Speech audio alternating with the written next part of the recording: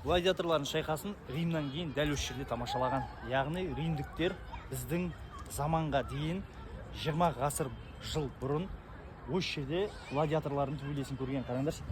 Дәл осы жерде гектарлар, сократтар төбелескен ғой. Мына жерде бұқы, арыстан, барлық жануарларды осы жерде төбелестіріп, Римнің Троян патшасы салған. Осы жерде 15 мың, 20 мың адам сыйған мына театрға. Яғни осы жерде қарапайым халық римдіктер тамашалаған. Яғни бұл жерде ұсталған құлдарды да төбелестіретін болған. Төменде шайқастар болған. Дәл ана өртестен бір жақтан, мына жақтан екінші жауынгер шығып, ортада кім қалады тірі, сол қалып, кім өледі, сол жерде өлген. Римдіктердің ең сақталған осы 20 ғасыр бұрын сақталған осы театр екен.